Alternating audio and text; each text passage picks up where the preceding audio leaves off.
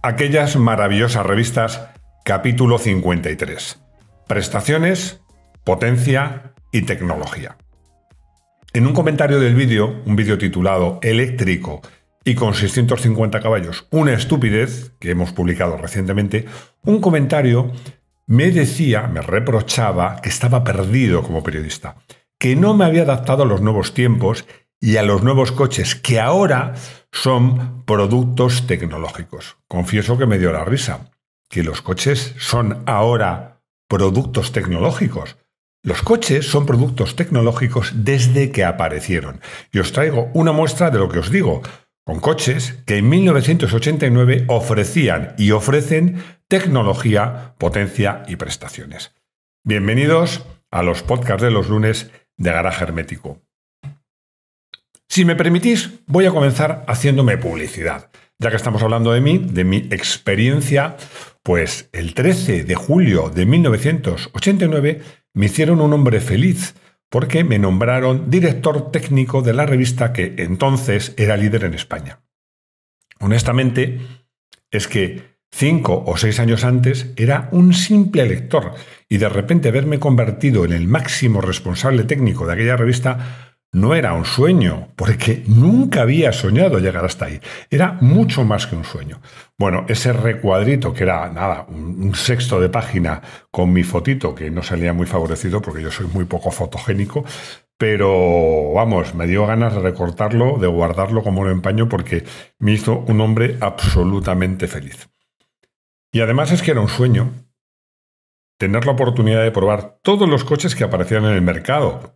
Y algunos de ellos, como estos, cargados de tecnología y también con prestaciones y con potencia.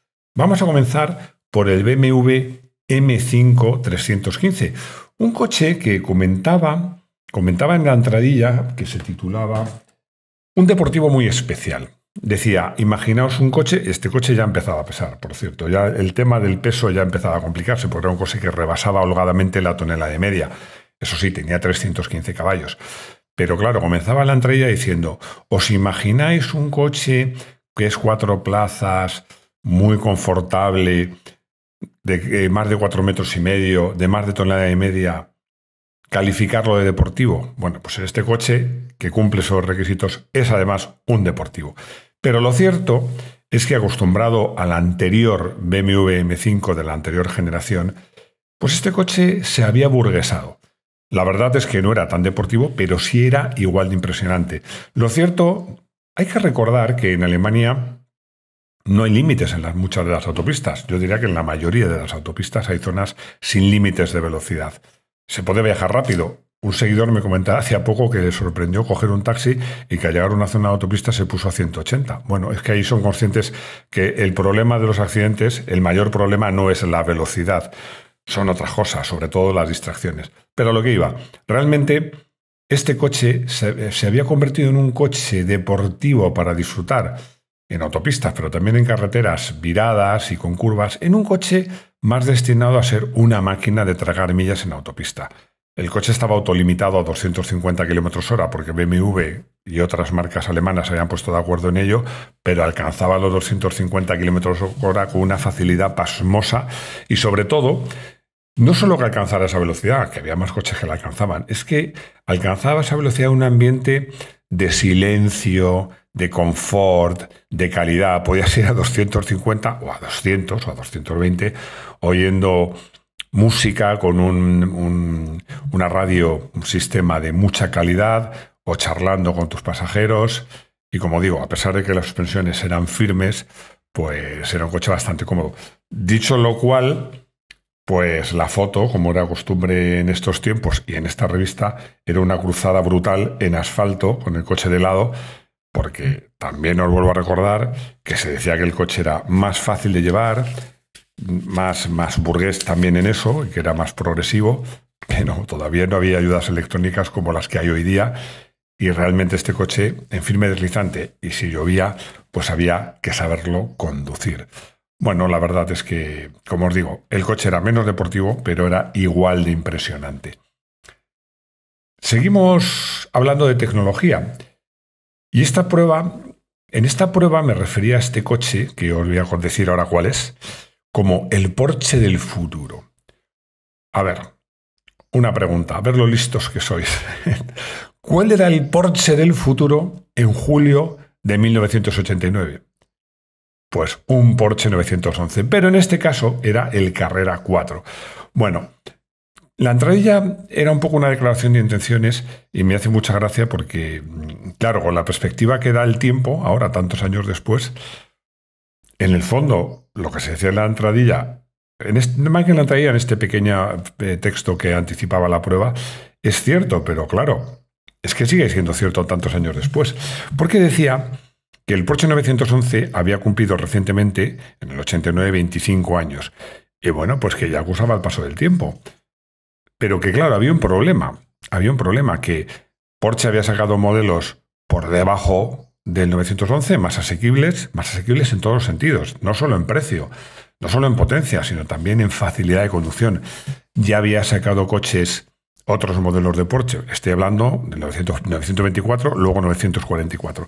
También había sacado otros modelos por encima, más potentes, pero a la vez que eran más gran turismo.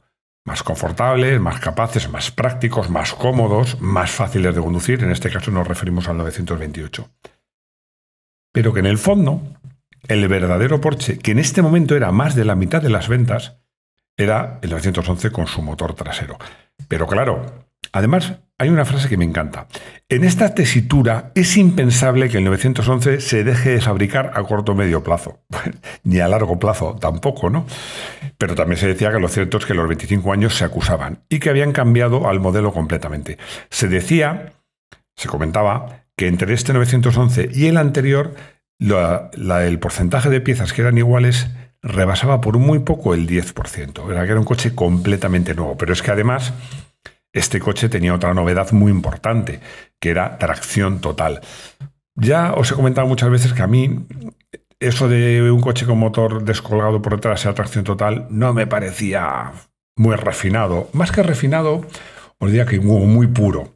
Pero bueno, el cacho es que funcionaba. Esto es lo que se contaba en la prueba. Porque lo que se decía... Además os lo voy a leer porque me hace mucha gracia. Me hace mucha gracia porque, claro, os vuelvo a recordar, es que estamos hablando de coches que no tenían ayudas electrónicas.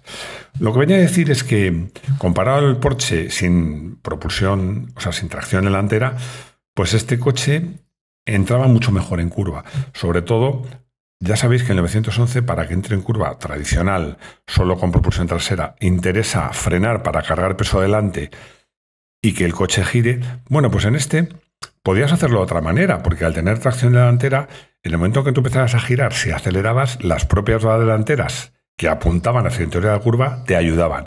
Eso hacía que el coche fuera más fácil de conducir, más intuitivo, más parecido a otros coches, pero en resumen, más fácil de entrar en curva. Pero es que luego, lo inconveniente que tenía el 911 tradicional, solo de propulsión trasera y con el motor ahí detrás, que cuando entrabas en la curva ya por fin el tren delantero entraba, pues claro, el que estaba en problemas era el trasero, que tendía a abrirse, que tendía a derrapar. Este coche con tracción total, pues claro, el tren delantero no solo tiraba hacia adentro, sino que también evitaba, descargándole de par al tren trasero, que el coche se cruzase. Entonces, lo que decía aquí me hace mucha gracia porque la conclusión era, digamos, leo el literal, digamos que los propulsión trasera piden ser conducidos con el corazón, mientras que el Carrera 4 hay que llevarlo con la cabeza. Bueno, esto era un poco una conclusión que a día de hoy, mi opinión es que sigue siendo completamente válida. Sigue siendo una conclusión completamente válida y yo creo que una forma de conseguir un 911 fuera más fácil de llevar, que ahora, pues gracias no solo a la tracción total, sino a la electrónica, pues se ha dado un salto todavía mayor. Vamos a seguir con Porsche, ya que estamos. A excepción del 959, que era un coche muy exclusivo, minoritario y muy caro, que como sabéis nació con dos objetivos: homologarlo en Grupo B y que Porsche pues hiciera una demostración de poderío tecnológico, por cierto, porque como ya he dicho, los coches siempre han sido un producto tecnológico. Estamos hablando nada menos que de Su Majestad el Porsche 928 GT, un coche que superaba los 300 caballos de potencia, tenía nada menos que 320 caballos de potencia y que, bueno, pues no se parecía nada al 911. Ya sabéis que en este caso, pues el 911 tenía 250. Este coche era más potente, más pesado, con un motor V8 que, insisto siempre, porque es que vi desmontado ese motor y me parecía una joya. Me parecía que se pudieran hacer joyas con las piezas de ese motor. Era una pasada, es una pasada la calidad de ese coche. Y era un coche, pues, muy potente. Un poco, fijaos, si el M5 era un coupé de 4 puertas, en este caso podemos decir que este coche es una berlina de lujo de 2 puertas, porque era un coche confortable, bastante capaz. No se puede decir que sea 4 plazas, salvo que los pasajeros de atrás, o los 4, fueran muy pequeñitos o niños, pero sí tenía la ventaja de poder dejar, pues, un maletín, una chaqueta detrás, se llevaba unos asientos, un maletero digno de ese nombre. Bueno, y sobre todo era un coche suave, silencioso, excepcionalmente equipado, y que, bueno, la verdad es que era una gozada. Y vuelvo a decir, como buen coche alemán de esa época, o de ahora, era un coche que casi había sido diseñado pensando en viajar por las famosas Autobahn alemanas a toda velocidad en una atmósfera del más absoluto confort. Bueno, vamos a seguir con la tecnología. Este podcast, en el fondo, le estoy dedicando a este seguidor que me dice que me he perdido. Bueno, hablemos de tecnología, porque bajamos un poquito el listón en prestaciones, pero no en tecnología, porque vamos a hablar de un Mazda, en concreto del 626 2.0 y 4-Wheel Steering, es decir, dirección a las 4 ruedas, que era una buena idea, que ya había aplicado Andal Prelude con un sistema mecánico, pero que en este caso estaba, yo diría que mejor hecha, porque era un sistema electrónico. Un sistema electrónico muy bien parido, porque ¿qué hacía este sistema? Pues hasta 35 km/h, las ruedas posteriores se movían opuesto a las ruedas delanteras, más cuanto más lento. Es decir, que cuando íbamos muy despacio, por ejemplo al aparcar, el coche giraba sobre sí mismo con una facilidad pasmosa. Y luego, a partir de esos 35 km/h y de modo inverso a la velocidad, es decir, cada vez menos, las ruedas traseras giraban en el mismo sentido que las delanteras hasta 5 grados. ¿Esto qué hacía? Pues imaginaos que entras en una curva pasados, el coche tiende a irse del tren trasero y, claro, las ruedas, al girar esos 5 grados hacia el interior de la curva, te ayudan mucho a controlar la parte trasera. Bueno, mucha tecnología, muy bien hecha, que yo decía en esta entrada que hacía que era una tecnología que no competía con la tracción total, pero que en según qué condiciones y qué tipo de uso, será por asfalto, en según qué coches no muy potentes, pues podía ser una alternativa y que tenía mucho futuro. Esto me hace mucha gracia porque estos sistemas de dirección total que estuvieron muy de moda desaparecieron y ahora vuelven a estar de moda, sobre todo en coches de altas prestaciones. Bueno, vamos a bajar también un poco más todavía el listón de precio, sobre todo de precio, pero vamos a hablar de un coche que además iba a ser un Talbot y acabó siendo un Peugeot. Hablo del 309. Se presentaban los Peugeot 309 para los 90, tened en cuenta, como os digo, que estamos en verano, a mediados de verano del 89, ya más de pasada la mitad de verano del 89, es decir, más de mitad del año, se presentaba en la gama, lo que llaman el año modelo los anglosajones, del año 90. Bueno, pues en este coche, en el 309 de los años 90, destacaban la versión turbo diésel y, en este caso, he elegido la versión 16 válvulas. ¿Por qué? Porque este coche, incluso en esta época, ya era de una generación anterior, realmente. Y eso tenía una ventaja. No era un coche, a lo mejor... Bueno, el 309 nunca fue un coche especialmente bonito, la verdad. No era un coche especialmente rígido, pero sí era un coche especialmente ligero ya en estos años. Fijaos que hablamos de un coche que supera claramente los 4 metros y que ni siquiera pesaba la tonelada. Claro, si a un coche de una batalla corta, un tamaño relativamente corto, de 950 a 975 kilos, le plantas un motor 16 válvulas, 2 litros, de 160 caballos, pues Como resultado, tienes un coche que era un verdadero tiro. Yo probé ese coche y me impresionaron las prestaciones. La verdad es que no era un coche difícil de llevar, teniendo en cuenta las prestaciones. Era un coche bastante noble, no como otros modelos de 16 válvulas o turbo, pero era un coche con unas prestaciones muy, muy notables. El tema de las prestaciones era tan importante y además estaba tan bien visto, no como ahora, pues que las marcas, sobre todo algunas de ellas, no se cortaban en publicitar precisamente las prestaciones. Porque, por ejemplo, estoy viendo aquí un anuncio que me encanta, del Alfa 164, donde lo que anuncia es tecnología precisamente. Porque hay dos titulares. Uno que dice, Alfa Romeo, la ingeniería al máximo nivel. Y el otro titular, esto es sobre un esquema de un motor y una serie de datos técnicos de diversos modelos de Alfa 164. Y al otro lado de la publicidad, una foto preciosa de la trasera de este coche que era, no voy a decir bonita, pero muy rotunda, muy Alfa. Además, destacaba esa línea en cuña. El coche a mí me parece francamente bonito. Y ponía Alfa, 2 puntos, prestaciones. Bueno, como os digo, hoy en día estos anuncios lógicamente no se ven porque publicitar prestaciones pues no está bien visto. Voy a contaros, vamos a saltar ya al deporte, porque hoy tengo muchas cosas para vosotros en el espacio dedicado al deporte. Comenzamos con una prueba, la del Spice C2 de Fermín Vélez. Bueno, en esta época había en la categoría, en el Mundial de GT, no de GTs, perdón, en el Mundial de Resistencia, me estaba liando, había dos categorías, la C1 y la C2, pero ojo, que en la categoría C2 estamos hablando de un coche con un motor Cosworth de 3,3 litros y prácticamente 500 caballos con el que Fermín Vélez pues había programado campeón del mundo. Bueno, pues era una prueba donde pues Luis Alberto Izquierdo tenía la fortuna, no sé si tenía la fortuna o tenía la desgracia de acompañar a Fermín en el asiento, bueno, en el asiento de la izquierda en este caso.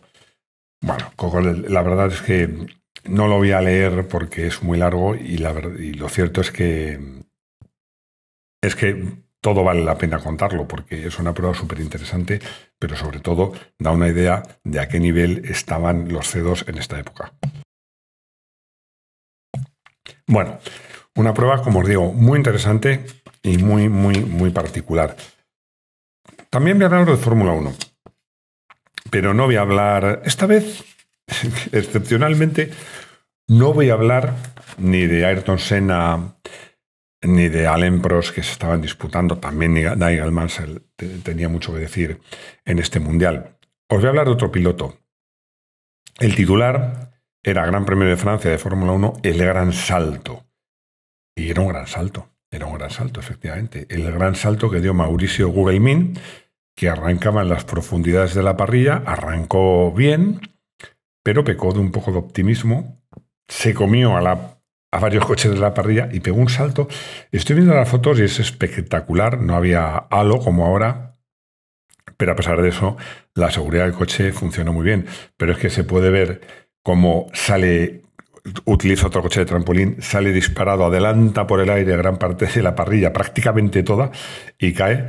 Es que es impresionante, porque es que utilizó como trampolín, os digo, un coche que estaba al final de la parrilla, eran 20 coches, y cayó delante de los primeros. Bueno, entre casi, no de los primeros, pero casi, entre el segundo y el tercero. Con la fortuna de que no en el camino, pues casi no afectó más que a un par de coches. Pero eso sí, su coche se desintegró literalmente, perdió, por supuesto, el alerón trasero y el delantero, perdió las ruedas, parte de los pontones, pero la célula habitable, siempre lo hablamos de lo importante que es la célula habitable, tanto los coches de calle como los coches de competición, pues se mantuvo intacta y el bueno de Mauricio pues salió casi indemne. Bueno, salió indemne. O sea, teniendo en cuenta el bofetón que se dio, es que saliera por su pie ya es un milagro. Vamos a cerrar hablando de 3 nombres propios. Peugeot, Aragón e X. Porque en el Campeonato del Mundo de Raids, Peugeot estaba arrasando, ya había arrasado en el Dakar, pero había una prueba que era un referente y que era, a mí me encantaba, que era la Baja Aragón. La Baja Aragón, que se disputaba en los Monegros, sabéis que es un desierto, por llamarlo así, que está muy cerquita de Zaragoza capital, que está un poco en el centro de España, más bien al noreste. Para los que no seáis españoles, los españoles estoy convencido que sabéis todos dónde está Zaragoza y Aragón. Bueno, pues esta prueba está muy bien porque era dura, era muy dura, porque es un desierto, había zonas muy abruptas, había que cruzar ríos, había saltos, piedras, zonas muy rotas, pero era una prueba de 2 días.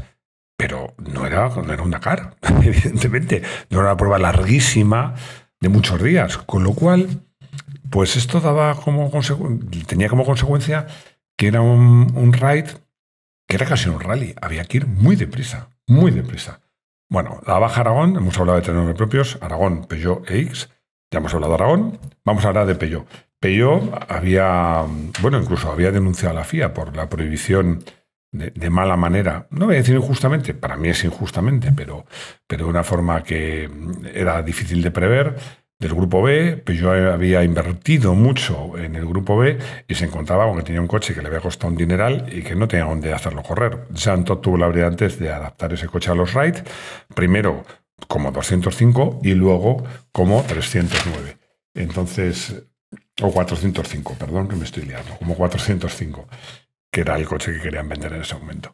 Y era el mismo coche, en el fondo, mejorado, pero era el mismo coche. Y eran coches, con una tecnología bestial. A mí me impresionaba porque tenía unas suspensiones, todo el coche era una maravilla, pero en concreto las suspensiones, que sabéis que en este tipo de pruebas os diría que lo más importante de un coche de ride, eran impresionantes, porque el coche era bastante ancho, tenía unos trapecios enormes, anclados muy cerca del centro del coche, con lo cual eran muy grandes, mucho recorrido de suspensión, pero tenía algo que entonces era muy poco frecuente en los coches, habitual en las motos ya de campo. Hoy día todas las motos de campo llevan el sistema, con la excepción de alguna KTM, que es un sistema progresivo. ¿Qué quiere decir esto? Que a medida que vas comprimiendo la suspensión se va endureciendo, con lo cual permite que cuando vas rodando, por ejemplo, en un llano, la suspensión es muy blanda, pero cuando caes en un salto, a medida que se va comprimiendo, se va endureciendo y no tocas. O cuando pisas una piedra. Bueno, el coche es una maravilla. 3 nombres propios: Aragón, Peugeot, ya hemos hablado de ellos 2, y Jackie X.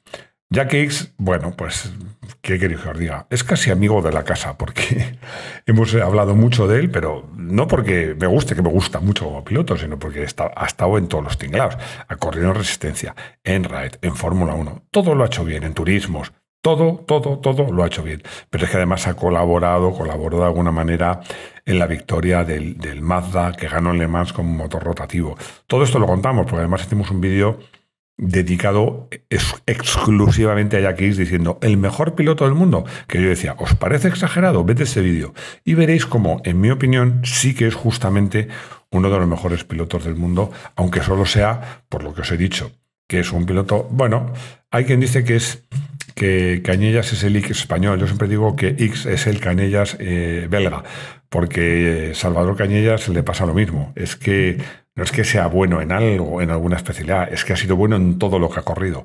X le pasó igual, un pilotazo. Pues en este caso, demostró lo que os estoy diciendo, que iba rápido con cualquier coche y en cualquier sitio.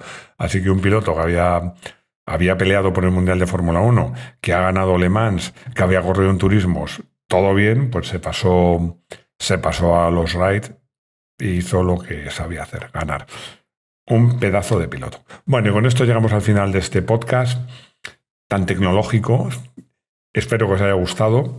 Ya estoy preparando el siguiente porque llegan cosas interesantes. No os voy a adelantar el qué, pero también habrá coches de todo tipo y, por supuesto, como siempre, hablaremos de deporte. Muchas gracias por escucharme, muchas gracias por vuestros comentarios, muchas gracias por estar ahí y nada, nos escuchamos de nuevo en los podcasts de los lunes de Garaje Hermético. Hasta pronto.